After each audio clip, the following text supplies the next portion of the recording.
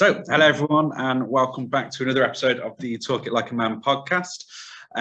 So just before we get started today, just a bit of a kind of trigger warning. The topic we'll be discussing today is suicide. So we'll obviously have a lot of facts, and it won't be kind of specifically graphic, but it is just so people know what they're getting into at the start. So there's kind of the warning up front. So my name is Josh McFadden. Yeah, hello, name's Hristo, co-host. Nicely warned, Josh, as you always do, beautifully worded. And we have a special guest this week. Tiago, would you like to say a few words about yourself? Hello guys. Thank you for having me this week, and I hope we have a good conversation about this topic. We sure will.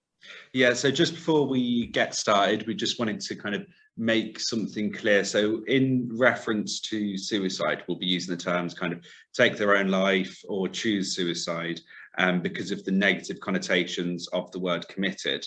So not a lot of people know that, but it kind of looks back on a time when it was considered a sin or a crime, and we view that as kind of victim blaming. So we will be attempting as good as we can to not use that. Obviously, we may slip up, and if we do, we apologize for that. But we wanted to say from the outset, that's why we'll be choosing to do that. And of course, as we mentioned, most weeks we do one days.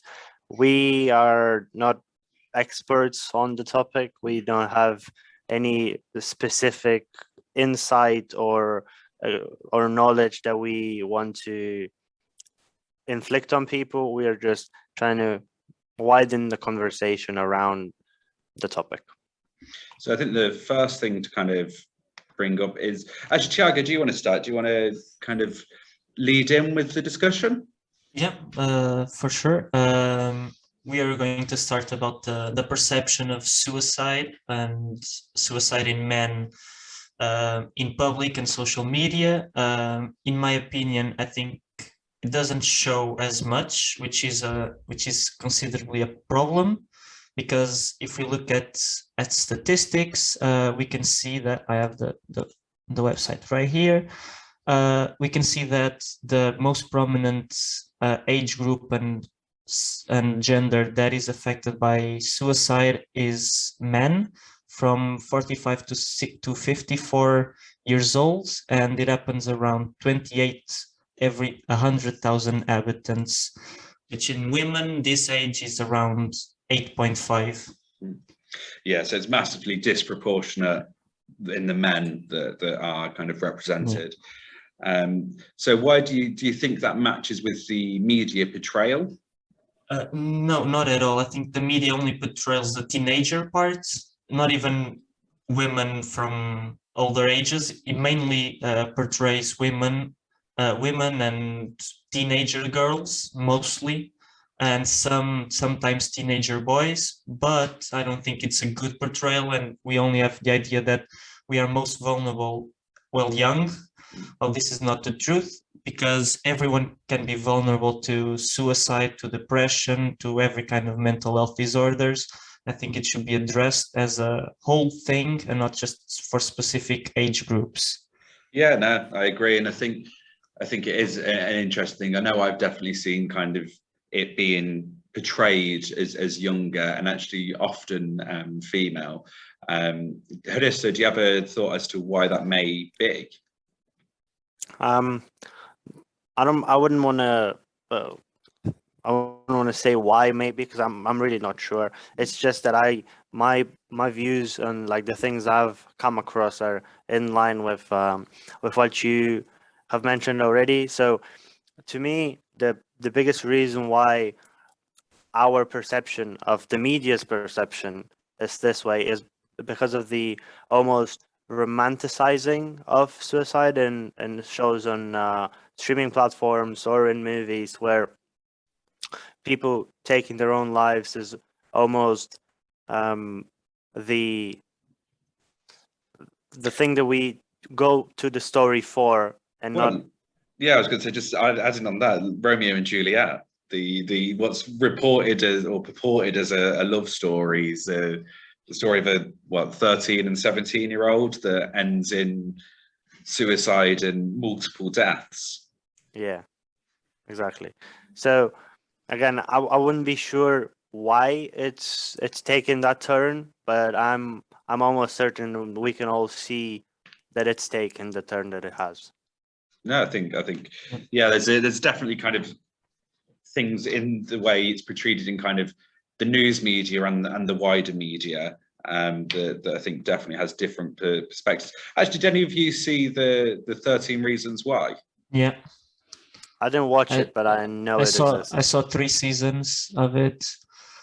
Because I haven't seen it, so I was just curious as to what you thought the portrayal was. And I mean, just the first season is the suicide part is just portrayed in the first season. It's not talked that much on the second and third season. It's more like they drag, or it's kind of a secondary subject. But on the first season, it's what Hristo was saying. It's mainly just a romanticization of the suicide. Like, she died because of love and problems at school, and there you go, that we are most vulnerable while we're teenagers, and that's not exactly how the real world works. Yeah, no, I think that's why it's kind of an important discussion. And so kind of, I know I've done some bits of reading into it for today, but what would either of you think kind of the reason given for a lot of people taking their own life? If we're talking about the most predominant group, the 45 to 55-year-old men, I believe it also comes from the age that most of them get unemployed or get divorced. And usually what happens is they go to court, and the court will most likely favor the woman. So sometimes they get their houses taken, their kids most probably will be taken. They have to pay like almost half of their salaries to the child and to the woman. So they basically see themselves without anything. Their friends are gone because he was weak and couldn't keep the woman and can't keep a job. He has no one to talk to. And this is also seen as many statistics. That's around 75 to 80% of homeless people are men. Due to these reasons, everything crumbles, and they just see themselves as that's their only option, because they have nothing else to hold on for. Yeah, I mean, to be fair, that was when I was looking at it, that was some of the stuff. It was relationship breakdown and family pressures were the majority of the purported reasons. And also, yeah, with the men being massively overly represented within the homeless population. I know that I wrote a piece for International Men's Day last year, and I knew the numbers kind of were skewed, but I didn't realize to kind of what level that it was kind of a lot of men that were homeless. And I thought that was interesting. Yeah, and it's just the point in life where all of the pressures that you have from different areas kind of collide. So as you mentioned, family, economic stability, relationships outside of the house. So it's around then when they kind of merge and start weighing in on your shoulders all together at the same time. Yeah. I think this merged together, as you said, it also comes from the fact that we don't teach children to talk about feelings. So men during all these years, 40, 50 years, they have everything inside of them. They never talk to their partners, to their friends, to their families. And I think it just piles up so much, then it comes at a point where you just can't take it anymore. So they burst, they most likely ruin their jobs and their families because they are unhappy, because they never learned to talk about their feelings and to express themselves and to be who they are. I think with that as well, it's not just knowing how to express your feelings, but knowing how you feel. Because I know there's been times when kind of I've been in discussions and people have partners or whoever have asked how I feel about a topic, and it's not that I don't have feelings about it, it's just that I don't always know how I actually feel. So it's not that I'm not communicating them, it's actually I don't know. Like I don't always have like the emotional literacy to be able to understand it, let alone explain it. So I need to do the one before I can do the other. Yeah, that's totally valid. I just think that we should also teach children, especially small children, how to get in contact with their emotions, know what they feel and how they feel. And this is a problem that we still had, like our age groups, like from 20s to 30s, we still had a little bit of those. We don't really know what emotions are. We just stumble through them through our childhoods to teenage years, just kind of stumble through, go experience everything. And I think we should be teaching and educating more children about emotions, the importance of talking, of communicating, not just talking, and understanding the emotions that are going through our heads and our lives. Not try and suppress them, but rather try and find channels to put those emotions and feelings into, and seek the help the people are willing to offer. Yeah. Actually, I think so. That's an interesting point. So actually, Hristo, do you think that, and I only ask you because obviously you're a bit younger than me, do you think that it's easier kind of at your age, or have you been taught differently is what I'm thinking, essentially, because I know that you're better at emotional literacy than I am. Like, do we think that's an age difference, or do we think that's just a personality thing? I wouldn't imagine us being brought up in ways that are so different to one another, as in I've never been pushed towards expressing feelings and emotion, and that's not to say that I've been taught to suppress them, because that's not the case, because I've always had the emotional support from my parents, who have always been there when I've needed them.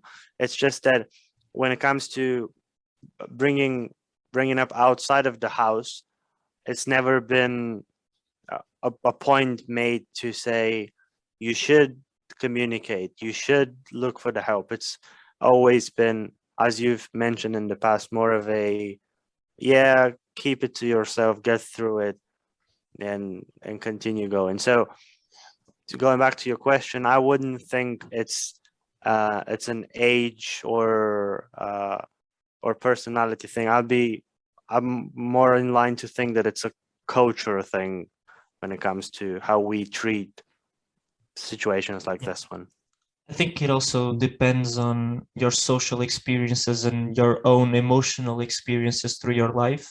I think people that can express themselves and are able to understand their emotions often already went through those emotions, or went through a period that they needed to express, or something bad happened in their lives, like a relative died, a girlfriend, wife died, a parent died, and they needed to express the feelings, and they grew emotionally.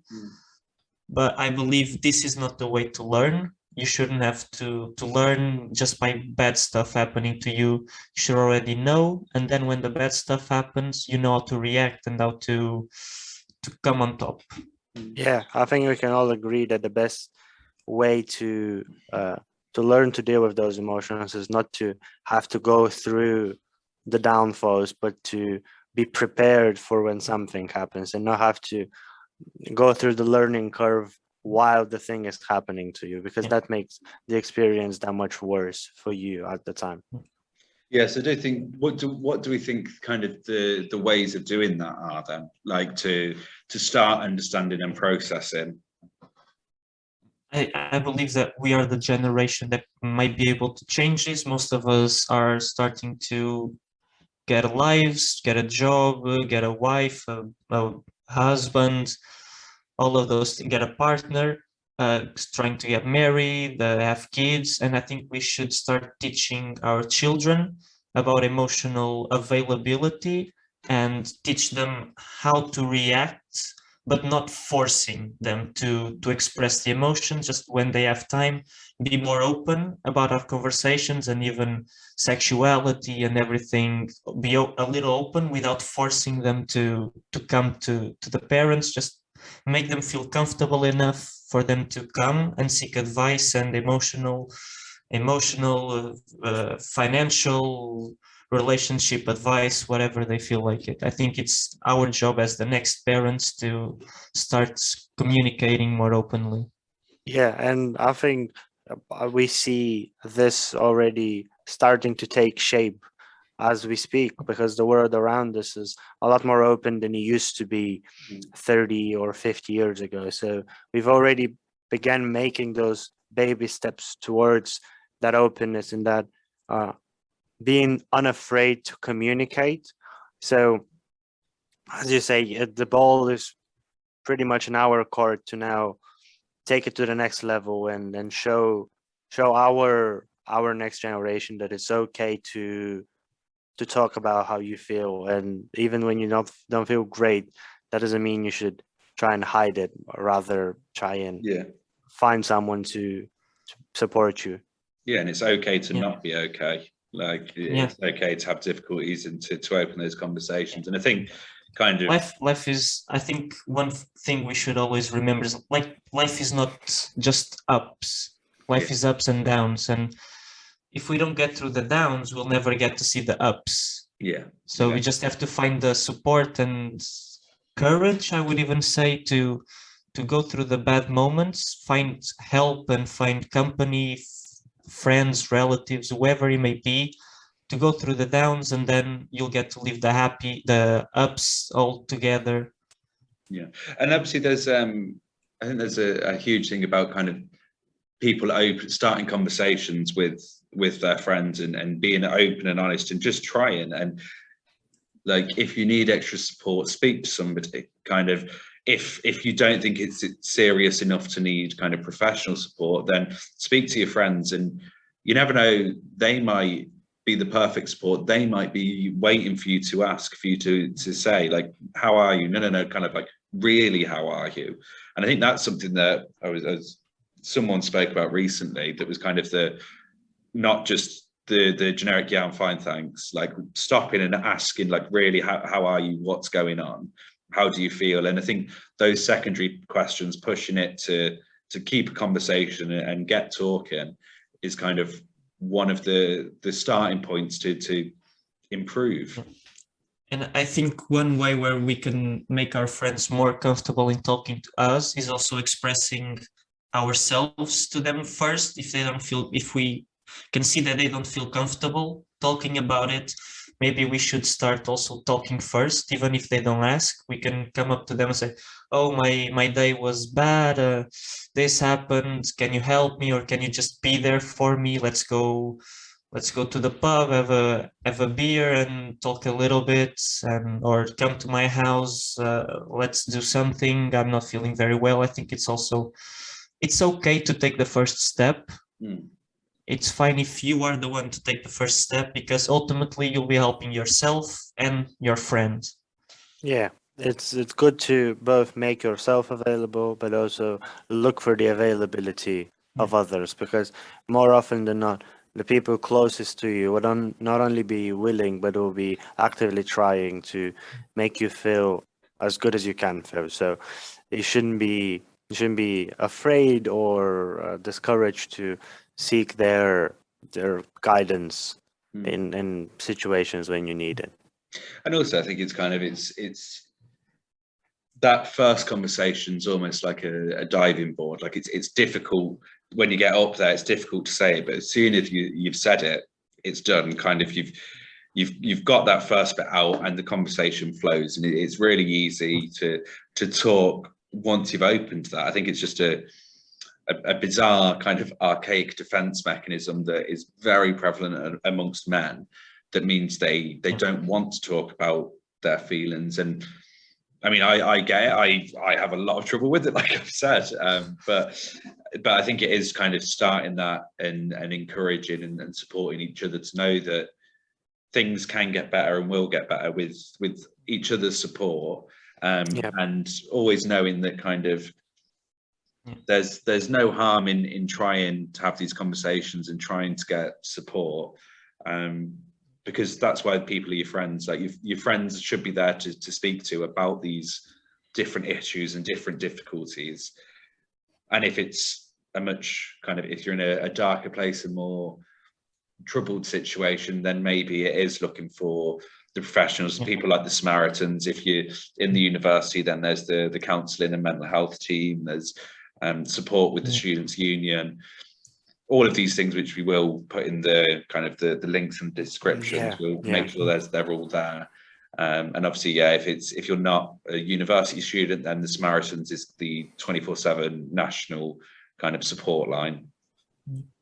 So there are both people around you, organizations who are willing and trying to help as many people as they can, and we as a group, we as a three, and we as a small representation of society, beg people who have experienced issues in the past or are experiencing issues right now to go and seek that support, because sometimes that one phone call or that one conversation might be the difference between losing someone and helping them keep their life. And even if it's not you specifically, maybe it's someone you know, maybe it's a relative, someone who might need our help. So signposting them to the places they can get help is essential. And I think that's it. And having those conversations, open and honest conversations with friends, family, male and female, like, because I think that's something we've spoken about recently. Like, we obviously are looking at engaging men in the conversations, but that doesn't mean that we miss out the other bulk of the population. Like, it's still meant to be inclusive, and we still need to speak to people that actually women around us may kind of be more understanding, be ready to accept more. I don't know, it's just give it a chance. Don't just look for one side, but look for any support that you can get and that you can give. Yeah, and what she said rings really true, because the reason why this is called Talk Like a Man is because that's what we know. It's not because that's the only part of the population that we want to engage with. If anything, we would like to engage with as wide of an audience as possible.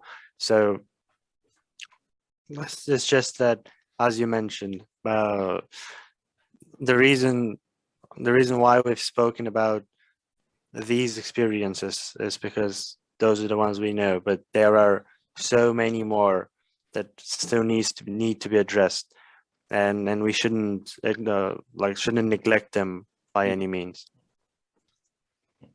I think, like, with feminism nowadays and everything, I do believe in feminism, but we're forgetting to look at the two sides of the coin. We're just looking at the part of the women, and it's completely valid, not invalidating or anything. They do have their reasons, and I completely agree with them.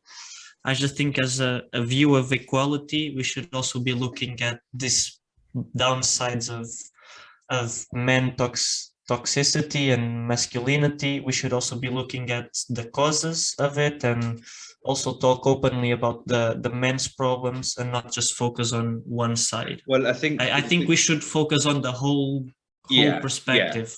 Which I think would be kind of, I think that's I would argue is the definition of feminism. I think it's just how feminism is sometimes portrayed. I think that actually kind of the even like the dictionary definition is that wants us to be equal. I think when we look at that would be addressing kind of the male negatives and the female negatives to try and bring us all on an equal footing.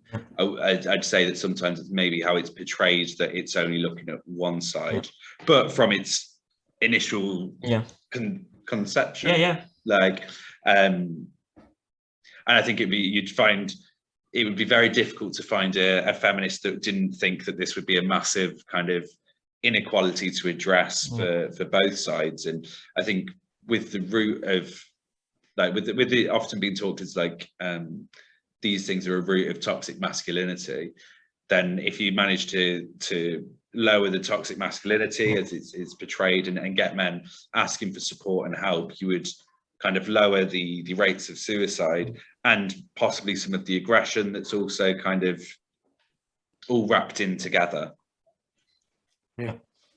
I think we've had a really nice, productive conversation. Maybe we haven't solve the issue that we set out to discuss. But I do hope from the bottom of my heart that we've helped at least someone make the decision to seek the support that they will for sure get if they do need it. That being said, I think this is a good point to wrap it up.